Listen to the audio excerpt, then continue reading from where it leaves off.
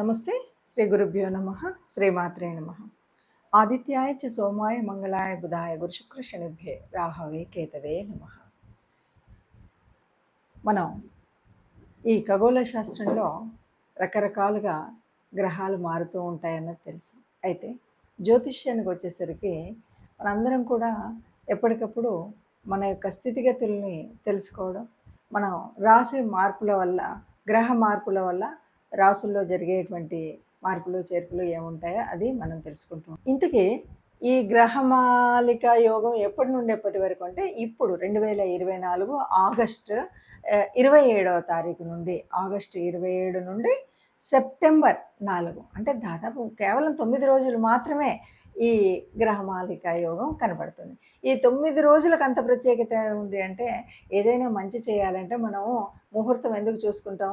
ఆ మొదటి రోజు వల్ల కదా. ఈ ముహూర్తం సర్వకాలం ఉండదు కదా.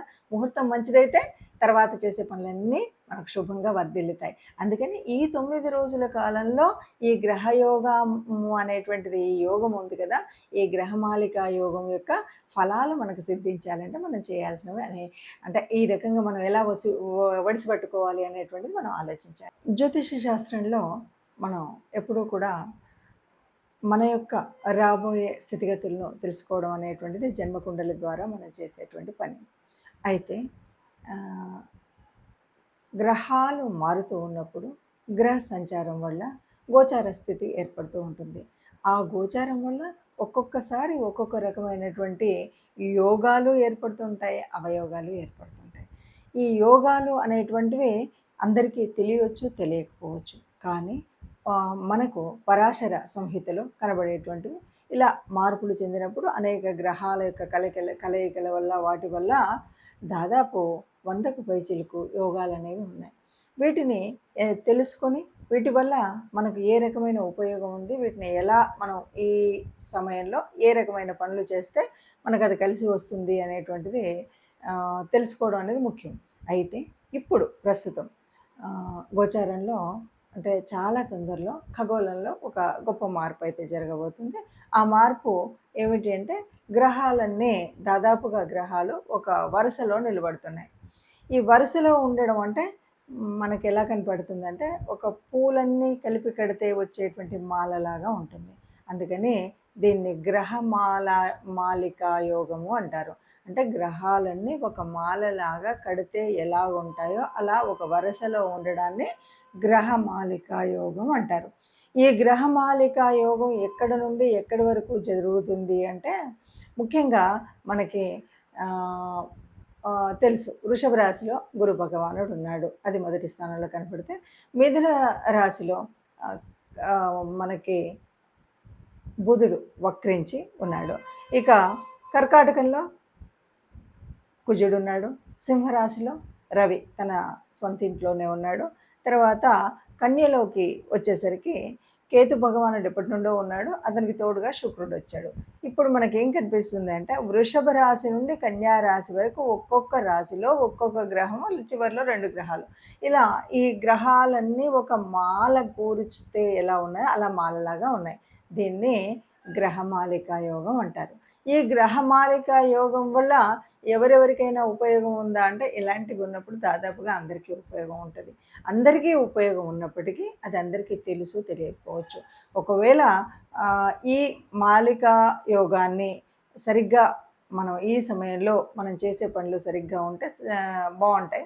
ఒక్కొక్కసారి ఏంటంటే కొన్ని పరిహారాలు అవి చేసుకోవాలి. ఆ పరిహారాలు కానీ, లేదంటే కొంత దేవతానుగ్రహం కోసం కానీ, గ్రహం కోసం కానీ కొన్ని పనులు చేయాలి. అలా చేసినట్టయితే ఈ ఉన్నటువంటి గ్రహమాలిక యోగం మనకి చక్కటి ఒక పని చేసుకునేటప్పుడు ఆ పనికి ఇంకా అంటే ఈరోజు ఈ పని చేయడం వల్ల రేపటి భవిష్యత్తుకు బాగా ఉపయోగపడింది అనేటువంటి పనులు కొన్ని ఉంటుంటాయి.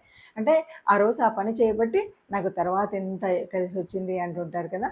అలాంటి యోగం రావాలి అంటే ఈ గ్రహమాలిక యోగం ఉన్నటువంటి కాలంలో కొన్ని పనులు చేస్తే కలిసి వస్తుంది. అయితే ఇందులో కూడా మనం ఏంటంటే ఒక్కొక్క రాశి వారికి మరి ఎలా ఉంటుంది, ఎవరికి ఏ రకంగా ఉంటుంది అన్నది కూడా మనం విడివిడిగా చూద్దాం. తదుపరి రాశి మకర రాశి. మకర రాశి వారికి 5వ స్థానం నుండి 9వ స్థానం వరకు ఈ గ్రహమాలిక యోగం జరుగుతుంది. 5 చక్కగా చెప్పాలి అంటే 159 లాట్స్ అని చెప్తూ ఉంటాం. 1, 5, 9 ఇవి మనకు ఏ రకంగా కూడా అంటే కోణస్థానాలు, కేంద్ర స్థానాలు అని అందరూ వినే ఉంటారు. ఇలాంటి వాటిలలో మనం జరిగేటువంటి ఏ మార్పైనా, చేర్పైనా ఇది మనకు అనుకూలంగా ఉండేటువంటివే ఉంటాయి. ఈ 159 లాట్స్ అనేది చాలా అద్భుతంగా మనకు సహకరించేటువంటి స్థితి ఉంటుందని తెలుసు. ఇక ఇక్కడ పంచమము దీనివల్ల అక్కడ గురువు ఉండడం వల్ల సంతానానికి చక్కగా ఉండడం. 9 మోక్షస్థానం చెప్పాలి అంటే, ఇంకా చెప్పాలి అంటే పూజలు, పునస్కారాలు, తల్లిదండ్రులు లేకపోతే గురువులు, పెద్దల యొక్క మార్గదర్శనం లభించేటువంటి పరిస్థితి అయితే ఉంటుంది. సో యథావత మకర రాశి వారికి చెప్పొచ్చేది ఏంటి అంటే, మకర రాశి వారికి చివరిలో మనం ఏది ఏళ్ళనాటి శనిలో ఉన్నాం.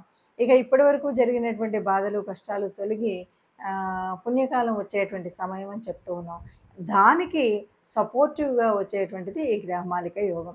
ఇప్పుడు మనం ఇక్కడ చేయబోయేటువంటి పనుల మూలంగా తర్వాతి కాలంలో బాగా ఆర్థికంగా కానీ ఎట్టి పరిస్థితిలో ఆర్థిక పరిపుష్టి బాగా పెరుగుతుంది.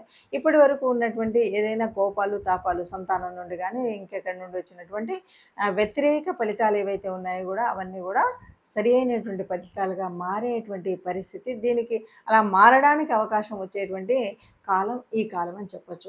ఎవరైతే వ్యాపారం చేస్తున్నారో చక్కగా ఉంటుంది, ఉద్యోగం చేసేవారికి బాగుంటుంది, సంతానం విషయంలో బాగుంటుంది.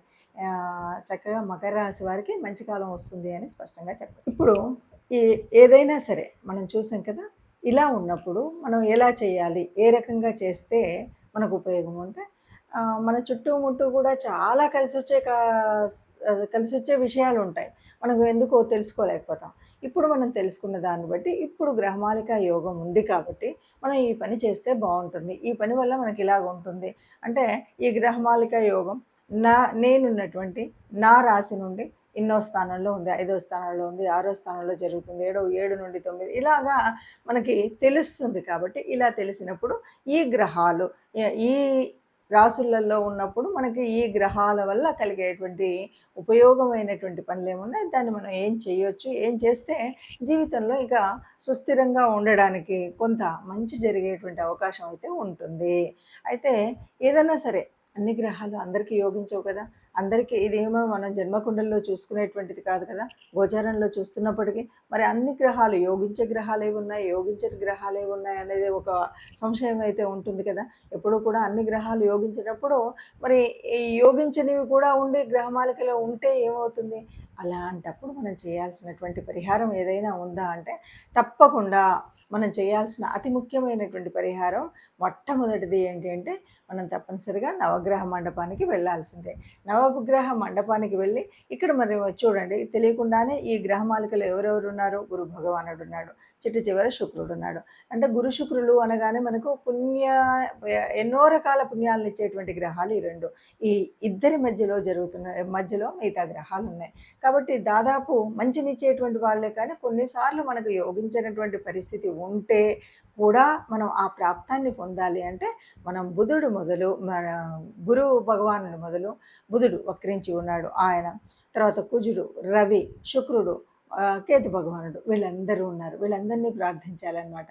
అంటే ఏం చేయాలి, నవగ్రహ మండపానికి వెళ్ళి మనకు ఉన్నటువంటి నవగ్రహాలని, రాహుకేతు భగవాళ్ళని వీళ్ళందరినీ అంటే ఈ 9 మందిని మనం పూజించడం, లేకపోతే నవగ్రహ ప్రదక్షిణ చేయడం.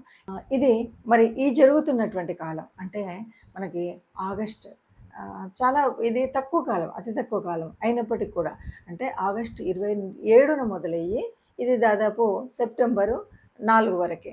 అంటే మనం చూస్తే కనుక దాదాపు 9 రోజులు కూడా లేనటువంటి సమయము ఇది.